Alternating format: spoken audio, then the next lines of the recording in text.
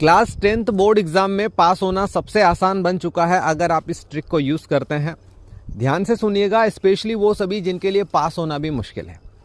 अब आपकी प्रॉब्लम क्या है और उसका सॉल्यूशन क्या है, दोनों इसमें शेयर करेंगे।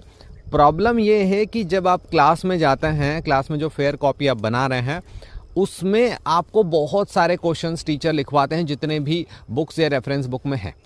कई सारे बच्चे रेफरेंस बुक भी खरीदते हैं, वहाँ पर भी बहुत ज़्यादा लेंदी कंटेंट है। लेकिन सच ये है किसी भी चैप्टर से जो आईएमपी क्वेश्चंस होते हैं वो या तो 2 होते हैं, 3 होते हैं, मैक्सिमम 4 होते हैं। तो किसी चैप्टर से 4 आईएमपी क्वेश्चंस रहेंगे, किसी से 2 रहेंगे, किसी से 3 रहेंगे।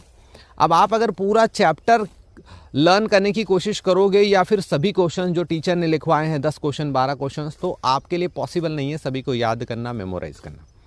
अब इसका सॉल्यूशन क्या है, कैसे फाइंड आउट करेंगे कि कौन से क्वेश्चंस इंपॉर्टेंट हैं?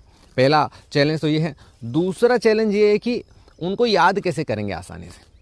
तो दोनों को स्टेप बाय स्टेप आपको समझाते हैं। जैसे क्लास 10th में आपका एक चैप्टर है अ लेटर टू गॉड, एक और चैप्टर है मिचबिल द ऑटर।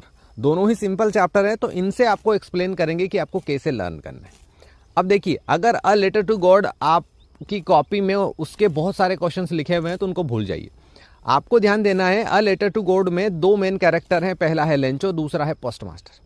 क्वेश्चन आएगा तो लेंचो से रिलेटेड आने के पूरे चांसेस रहते हैं कि लेंचो किस चीज़ की होप कर रहा था, तो आपको पता है बारिश की होप कर रहा था। हेलस्टॉर्म के बाद लेंचो का मूड कैसा था, तो आपको पता है कि उसका मूड अच्छा नहीं था, वो दुखी था कि उसका घर कैसे चलेगा, आगे की फसल कैसे बोएगा। सिमिलरली लेंचो ने क्या किया, तो उसने पत्र लिखा।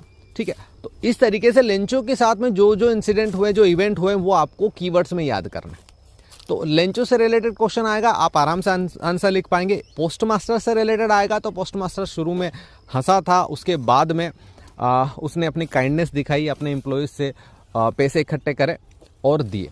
तो ये 2 मेन कैरेक्टर। इनके अलावा क्वेश्चन आता है थीम पर। थीम है काइंडनेस की से रिलेटेड, होप से रिलेटेड, गॉड पर मतलब ट्रस्ट से रिलेटेड।